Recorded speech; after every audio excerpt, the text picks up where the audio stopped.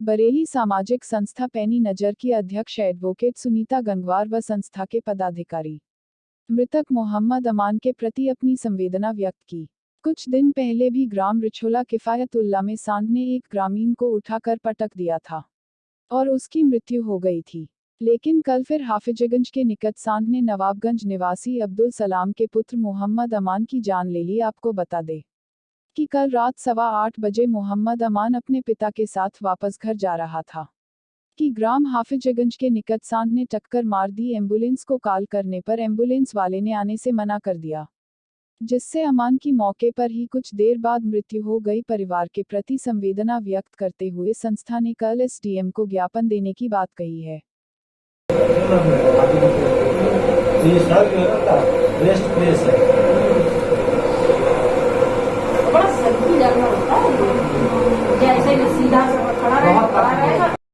यहाँ पर जो ये भाई खड़े हैं, इनके बेटे की 16 साल का बेटा है।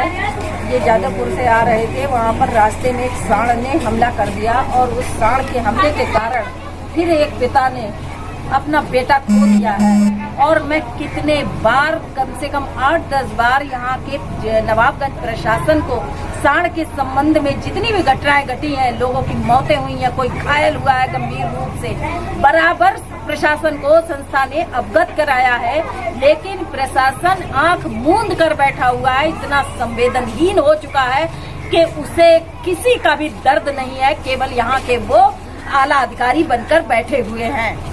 अब हमारी संस्था इस विषय पर लगातार आवाज उठाती रही है, लेकिन अगर ये आवाज इनके कानों तक नहीं पहुंच रही है तो संस्था दूसरा तरीका भी जानती है। दूसरे तरीके से कल पैनी नजर सामाजिक संस्था सरकार के खिलाफ यहाँ के संबंधित थाने में तहरीर देगी।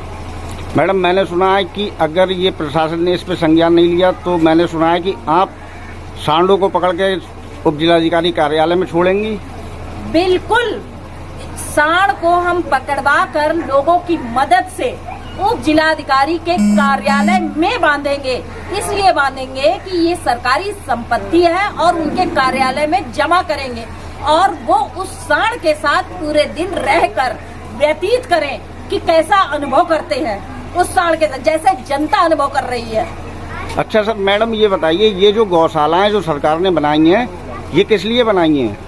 गौशाला का मतलब होता है उसमें इन जानवरों को रखना, लेकिन किसी गौशाला का अता पता नहीं है। और एसडीएम साहब से जब हमने पूछा कि सर इसमें गौशालाओं में इनको भिजवाइए, तो एसडीएम साहब खुद पूछ रहे हैं कि गौशालाएं कहाँ हैं। वो संस्था से पूछ रहे हैं कि गौशालाएं कहाँ हैं, क्या गौशालाएं संस्था ने बनवाई हैं?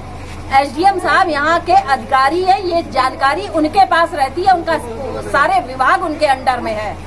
तो ये एसडीएम साहब उल्टा हमसे पूछ रहे हैं, क्या ये शोभा देता है एसडीएम साहब को ये पूछना कि गौशालाएं कहाँ हैं? अगर उन्हें ये नहीं पता है तो इस कुर्सी से उनको त्यागपत्र दे देना चाहिए, अगर वो इस क्षेत्र को नहीं संभाल पा रहे हैं। फसलों को आप बताइए, आप क्या कहना चाह रहे हैं? हम ये कहना चाह रहे हैं, आए दिन हमारी फसलों को सांड चौपट कर देते हैं। मैम, ये जो क्वेश्चन कर रहे हैं, सवाल किया है इन्होंने कि हमारी फसलों को चौपट करते हैं, आप क्या कहना चाहती हैं इस विषय में? सही कह रहे हैं। अगर हर खेत में आप जाकर देखिए 4-6 सांड घुसे हुए मिलेंगे और वो पूरा खेत का खेत